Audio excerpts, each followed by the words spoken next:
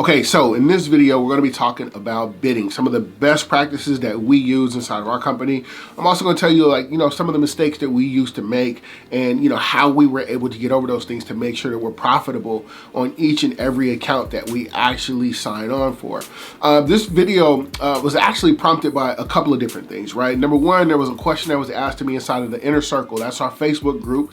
The link to that is in the description. It is free. Once we reach our 100 members, you will become eligible to receive a free complimentary walkthrough through our appointment setting program. So all you got to do is go ahead, click on the link, join the group. It's free. It doesn't cost you any money, right?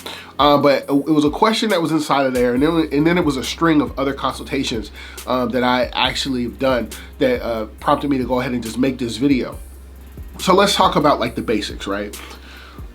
When you go inside of a, any building and you're going to do a walkthrough, it doesn't matter what it is, daycare, laundromat, school, chiropractor, it doesn't matter what it is. When you guys go inside, when we all go inside, we're in there to do a couple of different things, right? One, we're in there to listen to the customer. That's first and foremost. Through listening to the customer, we're going to be able to build out our scope of work. Once we really have a grasp of what it is that they're looking for, now we can start to go do some of the other things that are just as important. I don't want to say they're more important, but they're just as important, right? We have to build out our proposal. So we have to definitely take all of our measurements, make sure that we're counting for everything that actually needs to be clean so we can put it all together and, go ahead and submit the proposal in hopes that we are now able to bring on a new client, right? That's basically how it works.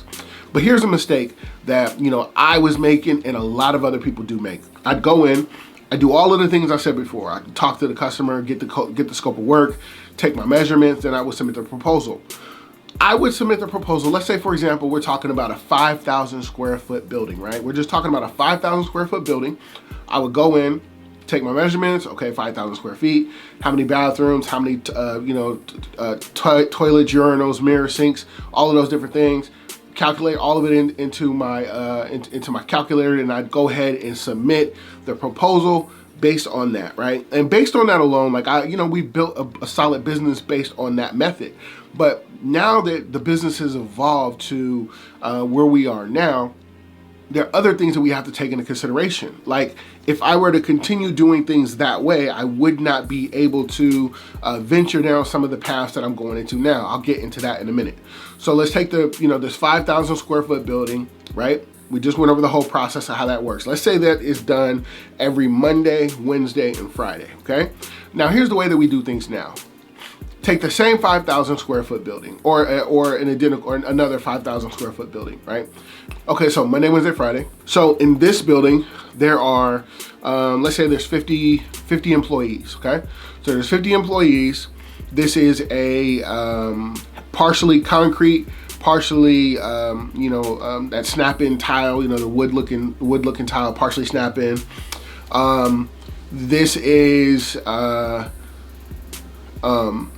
and there are stairs, right? Because there's another level. They've built stairs. There's another level, right? So with all of that said, we're still talking about the same level of square feet. We're talking about the same number of days. We're talking about, and that's really it. The scope of work's the same. Everything's the same. Here's how we actually made things a lot better for us, a lot easier for us, and to put it in a way that's digestible when the customer actually looks at it. They know what they're getting, when they're getting it, and basically what they can expect. So we go in, and now there's 50 trash cans that we have to account for, right? So we're bidding, we include all of those things into the bid. We're counting the trash cans. The stairs, we're gonna definitely count the stairs because they're not gonna want you to just clean one level, then clean this level, and the stuff in between is dirty, right? People are walking up the stairs, people put their hands on the stair rail. If it's dusty, if it's dirty, if it's grimy, they're gonna notice it, they're gonna complain. So you would definitely have to make sure that those things are being included into your proposals when you're submitting them, right? There are other things that we have to take into consideration, like the floor type, okay? Now, there's only really one way to clean or to manage a carpeted floor, right? You go in and you vacuum it. But when you're talking about VCT or some of the other hard surface floors, you're gonna have to vacuum or dust mop, and you're gonna have to go ahead and use a regular mop or a microfiber, whatever you use, right? You're gonna have to go ahead and mop. So that's two processes to clean the same size building, right? So this is things that you definitely have to take into consideration when you're submitting your proposals, right?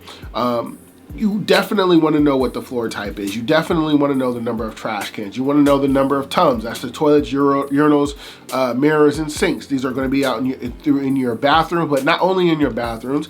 They're going to be the water fountains, if there are any water fountains. We're talking about the sinks in the kitchen. We're talking about any place where there's any of the things, mirrors, sinks, so on and so forth. You definitely want to take all of those things into consideration, because if you don't, the customer's expectation is still, the customer is assuming that you've taken all of that into consideration.